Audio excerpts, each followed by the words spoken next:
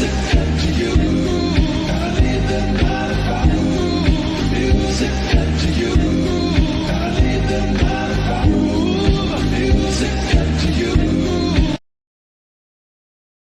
and welcome to an episode of Agri Art. The creation of pleasure gardens and kitchen gardens began in the Italian horticultural tradition. During the Middle Ages, there were both garden forms, and both were planned side by side.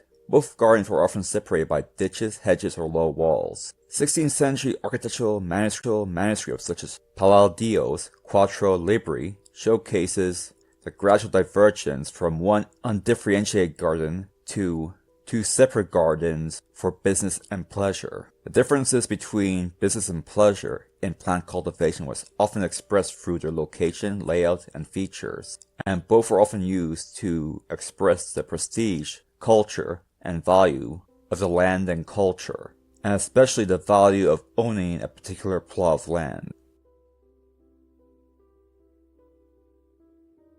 The history of this divergence could be best described through the garden of Don Luis Toledo, who lived between 1519 to 1597. This garden existed in Florence between 1551 and 1580, and showcases how the horticultural ambitions became more and more difficult to combine. The garden was laid out on the land bought from the convent of Sovereign Domenico della Maggio. This was an ensemble of various gardens and sculptural masterpieces, prior to be converted back into a garden of pure utility 3 decades after being purchased, after the nuns regained their former property. The Don Luis garden still appears in Stefano Borgnosi's map of Florence made in 1584. This garden occupied a large irregular plot of land behind the church of Estes Annunziata, and was built on the land bought from the convent of Sovereign Domenico de Magelio. This occurred between 1546 and 1548. Don Luis was the brother of Eleanor de Toledo and the brother-in-law of Cosmino I, both of which were Italian nobility. Don Luis bought this land on the 11th of June, 1551, or more aptly finalized the purchase. The contract for its acquisition was drawn up on behalf of Don Luis by Pier Francisco Riccio. The land was approximately 52,500 meters squared. All members of the buying group were nobility that were connected with the Vatican, so although the nuns were not too happy about their land being purchased from under them, they really had no option in the matter. Although they would receive all their land back on August 30th, 1580, as Don Luis could not pay back the debt that was owed to the convent, in part due to irregular annual payments. Following the reclamation of the garden from Don Luis, those that worked for the nuns, the carpenter Francisco Bacchi, the blacksmith Giovanni de Domenico, and the convent's gardener Domenico Farsetti, visited the garden to describe its contents. Their task was to report any changes made by Don Luis, particularly the number and location of hedges and trees, which, unlike the sculptures and potted plants, could be not moved elsewhere. Changes were catalogued and recorded in September 1580. The writings of these three people demonstrate that Bonizagori's representation of Don Luis's garden, published 4 years later, does not offer an accurate portrayal of its appearance, but only a broad approximation of the various features of the garden design. Hello, I just want to let you know, if you want to fund this channel, you can do so on the platforms seen in the description below.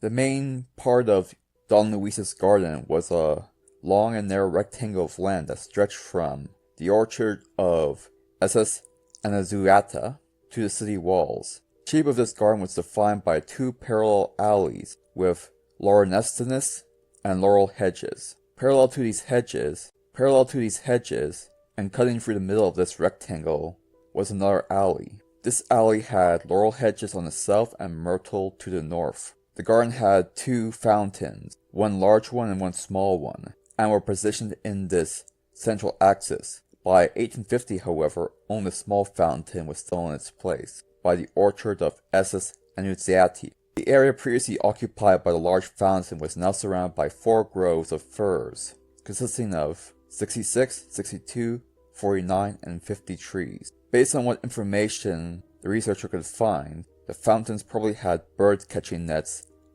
hanging between the trees. The garden also had a broad avenue with a large series of Lauronescus hedges. This would separate the wooden garden from the fir groves, while a narrower path divided this area from the flower garden in the southeast. Our alley was flanked on both sides by stone columns alternating with laurel hedges, which led to a large fountain. Along the lane's wall was a laurel hedge, and across from it stood 43 holm oaks, probably arranged in a row.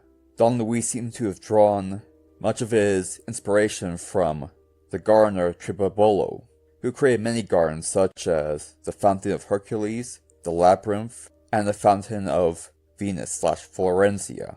The amount of grids and walls to separate the different types of gardens were used to create a natural division between the garden's layout, whilst maintaining formal unity, creating separate wildflower gardens, wooded gardens, and flower gardens. The garden went through many modifications, all of which were collected, each one attempting to combine both business and pleasure, to create a garden that will produce fruits and vegetables to be sold, and act as a pleasure garden. This led to the garden's continuous recreation and destruction.